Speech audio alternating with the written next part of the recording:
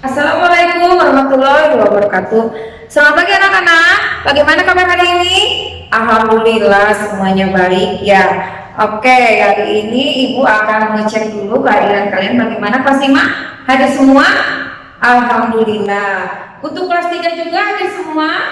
Iya, alhamdulillah hadir semua. Baiklah anak-anak, sebelum kita memulai pembelajaran, marilah kita berdoa dulu ya, yang dipimpin oleh KM kelas 5. Silakan KM kelas 5 untuk memimpin doa. Ya, terima kasih. Ya, baiklah anak-anak, sekarang kita lanjutkan untuk menyanyikan Indonesia Raya dan dilanjutkan menyanyikan lagu Tanah Airku. Ibu harapkan semua berdiri. Oke, terima kasih. Ya, anak-anak, Ibu mau melihat dulu kesiapan kalian. Apakah kalian sudah siap untuk belajar hari ini? Oke. Iya, bagus. Ya, anak-anak, hari ini untuk kelas 5 kita akan belajar tentang organ pencernaan hewan dan manusia serta bagaimana cara memelihara organ pencernaan manusia. Dan untuk kelas 3 kita akan belajar tentang konsep wujud benda dalam kehidupan sehari-hari. Dengan mempelajari materi ini, Ibu harapkan untuk kelas 5 kalian dapat mendeskripsikan, menuliskan, serta membuat bagan alur organ pencernaan manusia. Dan untuk kelas 3, Ibu harapkan kalian dapat mengklasifikasikan benda dan non-benda yang sesuai dengan teks bacaan yang ada pada buku, serta dapat mengelompokkan benda berdasarkan sifat fisiknya. Baiklah anak-anak, untuk kelas 3 silahkan kalian membaca teks bacaan dulu di dalam hati, dan untuk kelas 5 kalian perhatikan gambar yang ada di depan ini.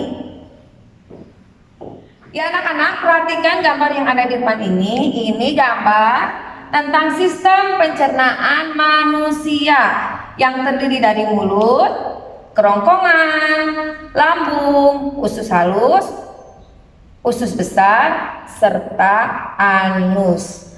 Sebelum Ibu menjelaskan lebih jauh, Ibu meminta salah satu dari kalian untuk membacakan teks bacaan ke depan. Ya, siapa yang mau ke depan? Iya, baiklah Lani, silakan ke depan untuk membacakan teks bacaan. Yang lain simak ya pada saat Lani membacakan teks bacaan tersebut. Terima kasih Lani. Setelah kita menyimak teks bacaan yang dibacakan oleh Lani, tentunya kita mengetahui salah satu ciri dari makhluk hidup, yaitu memerlukan makanan.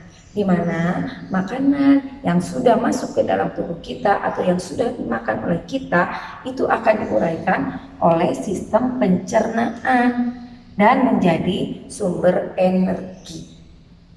Sistem pencernaan ini merupakan sistem yang kompleks dalam tubuh kita, di mana sistem ini tanpa disadari dan tanpa diperintah, sistem pencernaan ini akan bekerja dengan sendirinya. Sistem pencernaan ini memiliki fungsi. Pertama, fungsinya menghancurkan makanan yang masuk ke dalam tubuh kita atau yang sudah dimakan oleh kita dari semula dalam bentuk kasar menjadi bentuk halus dengan bantuan gigi dan enzim. Sedangkan yang kedua yaitu membuang sisa-sisa makanan yang sudah tidak diperlukan lagi oleh tubuh kita. Berikut ini adalah proses pencernaan makanan pada manusia. Yang pertama, proses memasukkan makanan melalui mulut. Yang kedua, proses mengunyah makanan dengan bantuan gigi. Yang ketiga yaitu proses menelan makanan melalui kerongkongan. Dan yang keempat, proses pemecahan makanan dengan bantuan enzim yang ada di lambung. Dan yang kelima, proses penyerapan sari-sari makanan yang terjadi di usus halus. Dan yang terakhir, proses pengeluaran sisa-sisa makanan melalui organ anus. Baiklah anak-anak, bagaimana? Sudah paham? Ya, alhamdulillah kalau sudah paham, kalian silakan kerjakan LKPD yang sudah Ibu berikan. Nanti kalau sudah selesai atau ada yang belum mengerti, silakan boleh ditanyakan ke Ibu. Selamat mengerjakan. Baiklah anak-anak, untuk anak kelas 3 sudah selesai membacanya? Iya, alhamdulillah kalau sudah selesai membacanya, Ibu minta satu orang untuk membacakan kembali teks bacaan yang ada di buku. Dan yang lainnya simak temannya pada saat membaca teks bacaan. Ya, siapa? Oh iya, Andi. Silakan Andi ke depan. Oke. Terima kasih Andi. Ya, anak-anak, setelah menyimak teks bacaan yang dibacakan oleh Andi, kita akan mengenal tentang benda. Apa itu benda? Ya, manusia, hewan, dan tumbuhan merupakan benda hidup.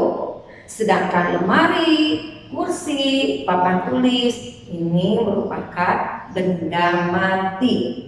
Benda adalah segala sesuatu yang menempati ruang dan mempunyai massa, di mana massa ini dapat diukur dengan cara ditimbang. Ya, bagaimana membedakan benda dan bukan benda? Contohnya cahaya dan panas. Cahaya dan panas itu bukan benda karena cahaya dan panas tidak menempati ruang dan tidak dapat ditimbang. Selain itu, benda juga dapat dikelompokkan berdasarkan sifat fisiknya. Misalnya, ukuran, bentuk, dan warna. Ya, ukuran, yang pertama ukuran. Benda yang ada di sekitar kita mempunyai beragam ukuran. Ada yang kecil seperti ini. Ada yang besar seperti ini. Ya, ada yang sedang seperti ini. Ini benda berdasarkan sifat yang dilihat dari ukuran. Sedangkan benda juga bisa dilihat berdasarkan bentuk. Ya, perhatikan benda di sini ada yang bentuknya persegi panjang, ada yang bentuknya tabung, ada yang bentuknya lingkaran, dan ada yang bentuknya kubus. Itu sifat dilihat dari bentuknya. Dan yang terakhir, sifat benda dilihat dari warna. Warna. Yang pertama ada warna biru di sini. Ada benda yang berwarna merah, ya. Dan ada benda yang berwarna kuning. Itulah benda-benda dilihat berdasarkan sifat fisiknya. Baiklah anak-anak, bagaimana? Sudah paham tentang benda? Oke, kalau sudah paham, marilah kita kerjakan lembar kerja peserta didik yang sudah Ibu bagikan. Bagi yang belum mengerti atau belum jelas, boleh ditanyakan ke Ibu. Silahkan kerjakan. Selamat mengerjakan. Demikian pembelajaran hari ini. Bagaimana? Cukup menyenangkan bukan belajar hari ini?